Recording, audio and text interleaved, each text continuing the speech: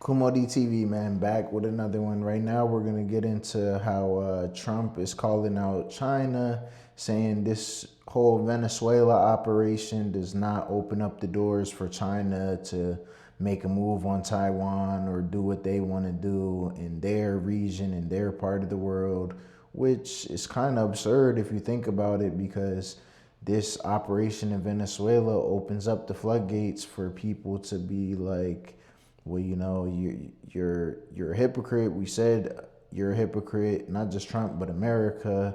And now you're proving you're a hypocrite because you're making moves and you're conducting these types of operations, which are military operations, but you use the,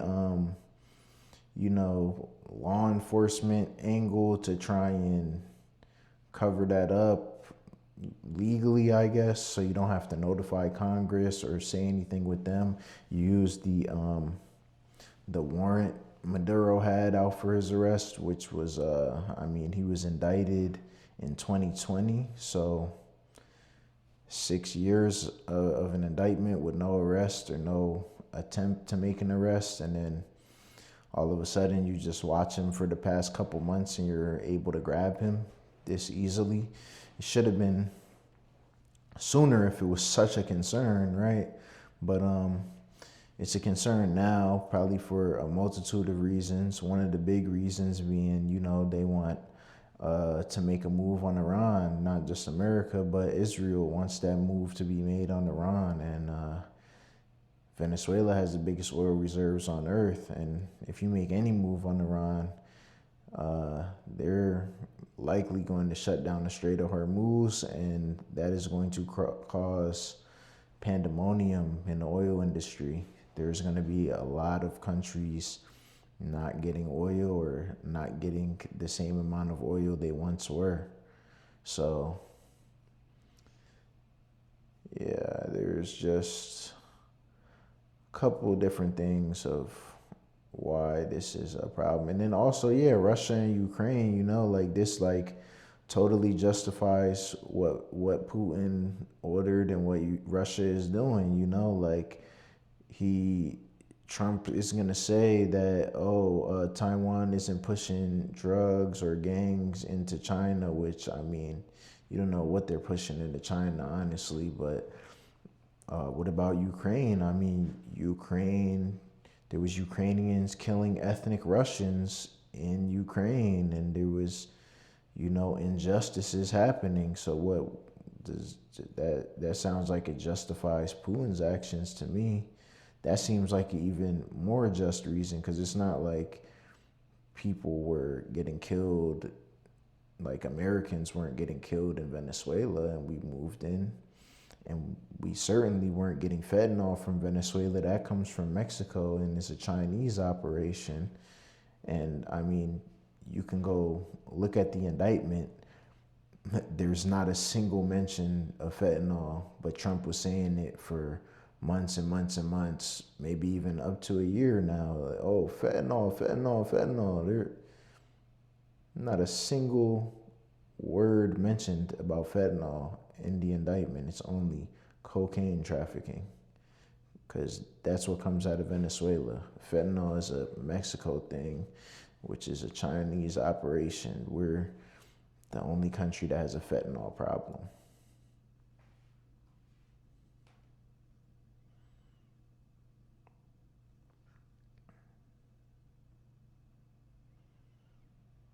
So not listen to this.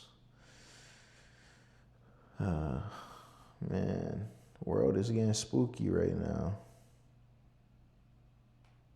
So supposing you're Xi Jinping and you've watched the events of the past few days, you probably are deeply impressed with how the special operators ran. He was impressed. You may also be thinking that, if you're Xi, that you could use the same logic to decapitate and control Taiwan. Or why couldn't Putin use that argument, same argument, it's a threat, to grab the rest of Ukraine or go beyond into other... What did I literally just say? Like, what? He's talking about go beyond to other former Soviet states. That's not Putin's goal or agenda, and he's stated that many times.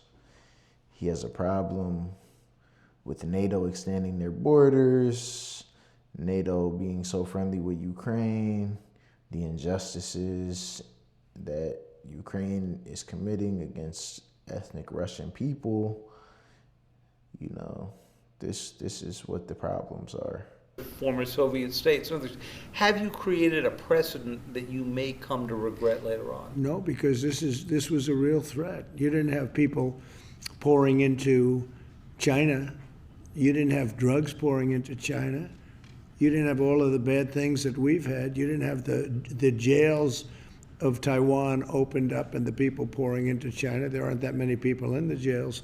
But you didn't have hundreds of thousands of people coming from jails and mental institutions But she pouring regards into China Taiwan as a separatist or pouring threat. into Russia. She would tell you Taiwan's a threat to China, that it's a separatist operation. It's a source of pride for him. He considers it to be a part of China. And that's up to him what he's going to be doing. But, you know, I've expressed to him that I would be very unhappy if he did that. And I don't think he'll do that. I hope he doesn't do So that. you don't think you've set a But it's a precedent with much, other countries? he may do it after we have a different president, but I don't think he's going to do it with me as president. So supposing you're Xi Jinping and you've watched the events. Okay, the arrogance. He might do it, but not on my watch. Like what, bro? Okay. Posing a real threat. Meanwhile, China hit back at Trump's latest statement. It reiterated that Taiwan was an inalienable part of China's territory. Beijing described it as China's internal affair and warned against any external interference. Taiwan is an inalienable part of China's territory, and the Taiwan question is entirely China's internal affair. Resolving the Taiwan question is a matter for the Chinese people themselves, which allows no external interference. Yeah, like what? This has nothing to do with us, bro. They just want Taiwan for their chips, bro. Their chips and their AI, and that's all, man. They need Taiwan so they can prop up their AI and data centers and all of this. They need their chip manufacturers, man. Trump's fresh stance on Taiwan coming at a juncture when he is facing criticism from world leaders. Recently, the French president, remember, opined that US actions have created a world which he claims has become ungovernable. He also accused the US, Russia, China of attempting to divide the world among themselves. Tensions between China and Taiwan have risen after the US announced weapons sales worth $11 billion to Taiwan in December last year. China marked the end of 2025 by conducting massive military drills around Taiwan, which included live-fire drills. Trump's latest take on Taiwan has muddled the waters further. It has raised the question over whether China will now be emboldened. To stay up to speed with the latest news, download the WeOn app and subscribe. No, we're not downloading anything or subscribing to anything. Man. So yeah, man, Trump thinks that he can dictate everything in the world, and it's kind of getting annoying, at least to me, you know, like you don't have the power to dictate everything in the whole world. You don't run the world. We may be the superpower right now, but you know, would it kill to be a little humble about things? Like, these aggressive stances on everything is not going to end well for us. It's going to wind up getting us into a conflict. You're not just going to be able to talk to every single country this way and bully every country this way. Like, and honestly, if Russia wasn't dealing with this war with Ukraine, they would be in a much better position to do whatever they want.